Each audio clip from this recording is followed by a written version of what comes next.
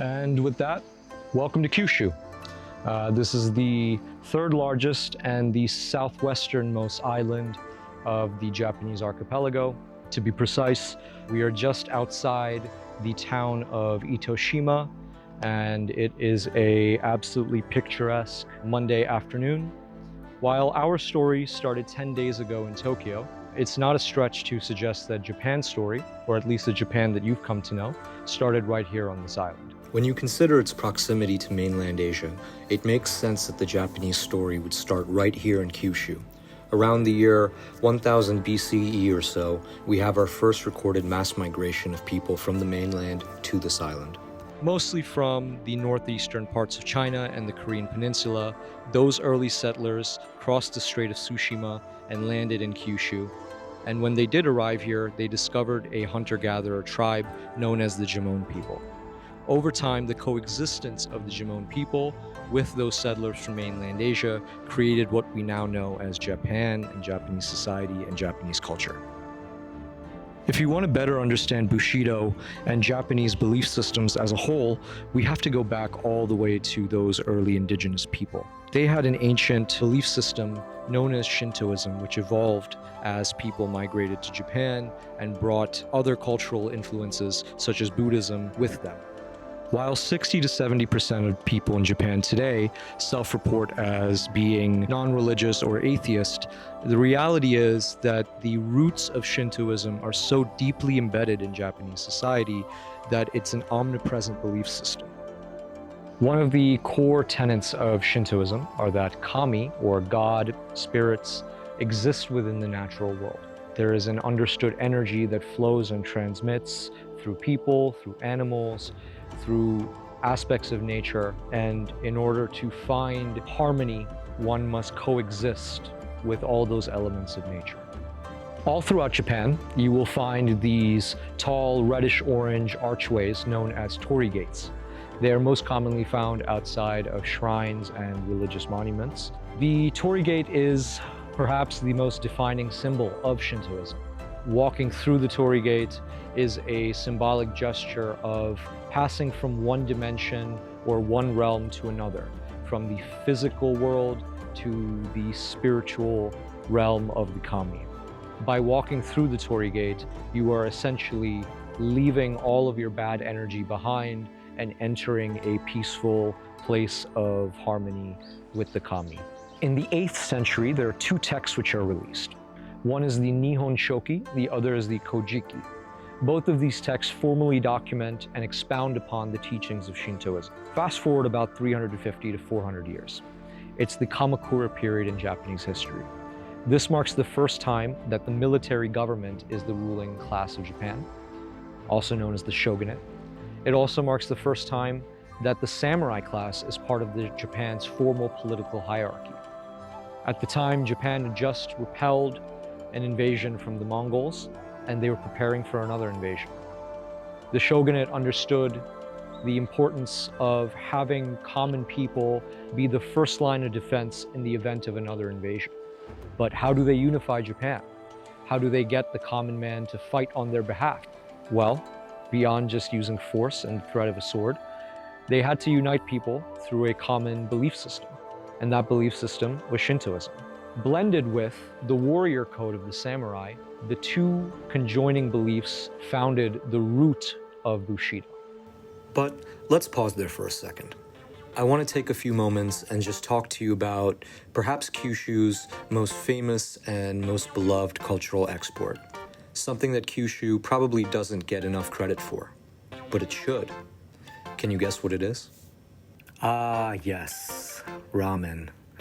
I think we should talk about ramen, not just because it's delicious and lovely, but also because I think the story of ramen also encapsulates the idea of Kyushu being one of Japan's main cultural gateways. Much like the ethnic and cultural roots of Kyushu being traced back to mainland Asia, we can say the same for ramen. Now, what is ramen? I mean, essentially, it's just noodles in a broth. And there are countless variations of that around the world. But what makes ramen ramen is the noodle itself. Even the word ramen is derived from Mandarin. La mien, la meaning pulled, and mien meaning noodle.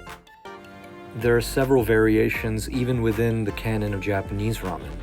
And since you're special, I won't just serve you up one bowl, I'll serve you up 2 bowls of ramen today. The first bowl is my personal favorite, tonkotsu ramen, which started right here in Kyushu in the town of Kurume in 1937. Tonkotsu ramen is distinguished by its utilization of pork bones for the broth, as opposed to the traditionally used chicken bones. At the time of its invention in 1937, Japan was still reeling from the after effects of an economic collapse spurred on by the Great Depression in the United States. As a result of rising costs, a man by the name of Tokio Miyamoto decided to opt for the cheaper pork bones instead of the traditionally used and more expensive chicken bones. The trend grew popular amongst locals who could now afford the dish at a cheaper price. Then, roughly a decade later, a nearby ramen vendor in Kurume named Katsume Sugino mistakenly overcooked his broth one morning. The soup was meant to be clear and translucent, as it's always been. However, as a result of his mistake, the extended cooking time allowed for the fat and collagens of the pork bones to emulsify within the liquid. This created tonkatsu's signature milky beige hue, thicker consistency, and creamy, rich umami taste that we've all come to recognize today. If you live in the Western Hemisphere, chances are that when you think of the word ramen, tonkatsu ramen is what comes to mind. Your second bowl of ramen will take us to our next virtue of Bushido, shugi. Shugi is defined as loyalty, roughly translated, but it's not loyalty towards an individual. It's a deeper meaning than that. Shugi is loyalty or a commitment to duty or purpose. The year is 1910 in Japanese-occupied Taiwan. A young boy is born and given the name Go-Pek Hawk. At the age of 23, he leaves Taiwan and moves to Osaka to pursue an education in economics with the eventual goal of starting his own textiles business. While working to fulfill his dream, the Second World War breaks out in Japan, altering the trajectory of the young man's life forever. On August 9, 1945, at approximately 11:02 a.m., the United States drops the second of its nuclear bombs on the city of Nagasaki. Nagasaki was Kyushu's largest industrial city and port.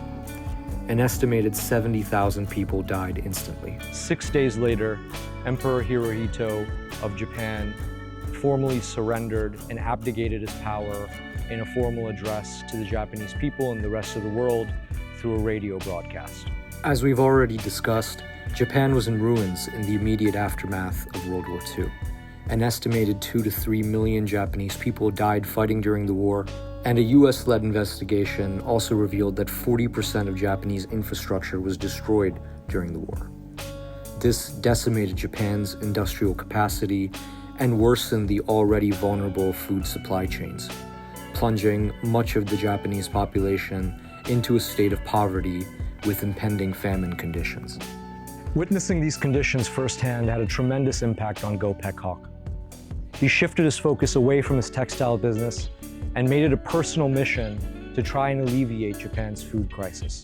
He took his life's earnings and invested it in trying to create a cheap, quick, and easily accessible food that could feed the masses. In 1958, after years of research, trial and error, he finally made his breakthrough.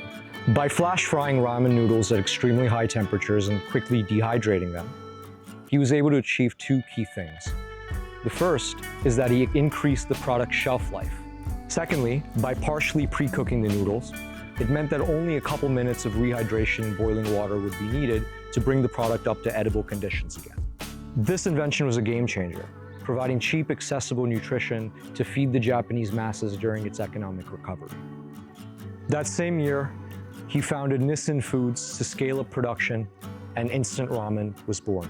In 1966, the boy from Taiwan decided to become a naturalized Japanese citizen. Upon doing so, he also changed his name to a Japanese name. His new name?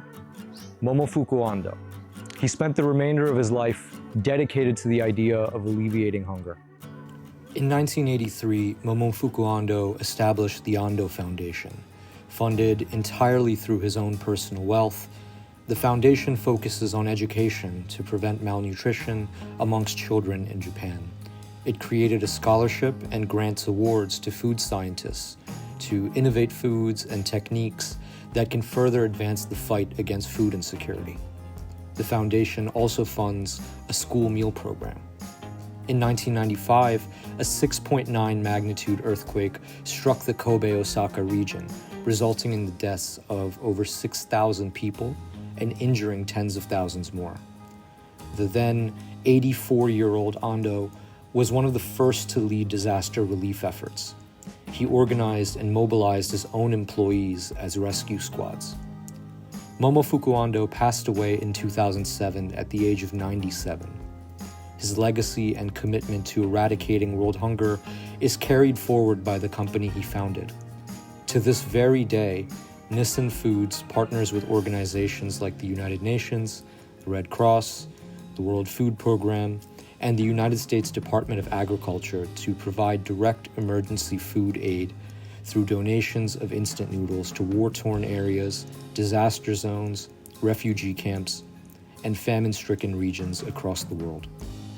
The origins of tonkotsu ramen and instant ramen both have ties to immigration.